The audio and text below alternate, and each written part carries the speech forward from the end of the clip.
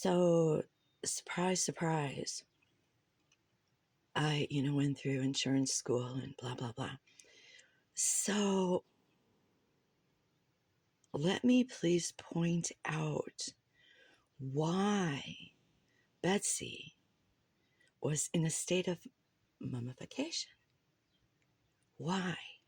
Well, as Al told you, I heard from the Lord that I heard the children, that such anger and something to do with Valentine's Day,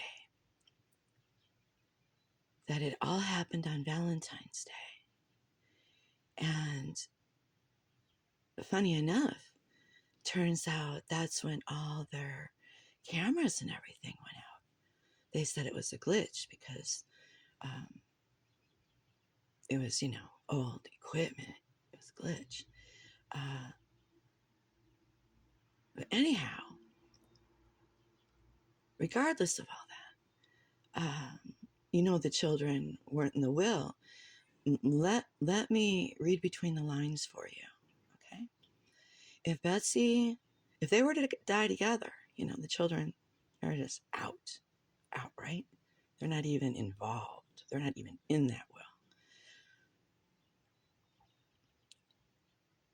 Betsy's stuff, I found it very, that she didn't give anything to her own mother. She didn't make provisions for her mother. It would rip out my teeth for my mother.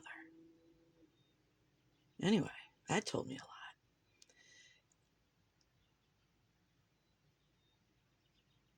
Charity, whatever. All that. Betsy, I guess, was about Betsy.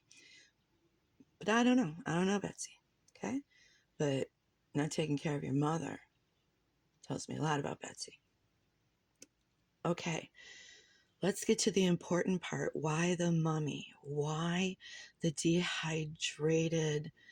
What's the importance of that with an insurance policy? Well, the days are literally crucial.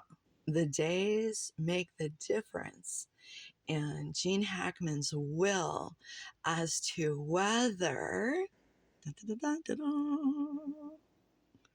his children could go after everything. Now, with Betsy, even if they were, say she did die, before but not much before him, right? Say both of them from dehydration, starvation. Well, Betsy, her dehydration, starvation was intensified with that heater going. Now, they didn't just find her with a heater kicked over. That heater was still going. She was literally turning into human beef jerky because it would forcibly date it all back, baby. Date it all back. They could, with her state, dollars to donuts, they could date it back to before the 11th, but they couldn't do that because she was sick driving. And then doctor pops up, saying, well, I talked to her on the 12th. So she couldn't really be pinpointed a time of death because of the dehydration, which turned her into really human beef jerky here. Now that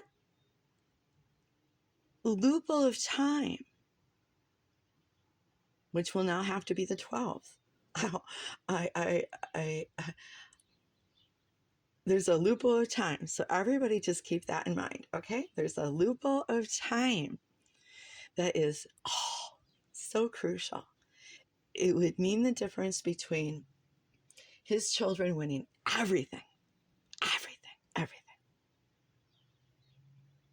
So let's see how this one plays out. But I just had to make this because it's so annoying dealing with YouTube and the creators out there and the garbage and the lies. The lies. Everywhere, the lies. The lies. And be assured, the time of death for Xana, for Ethan, they were at that food truck. They were. Why is no one acknowledging that? Because those kids, because that's what the Lord told me, pay attention to what those kids are doing. Really pay attention. They're on their phones yelling, "Go Xana." That time lines up with this new Linda Lane thing coming out, which you clearly hear things.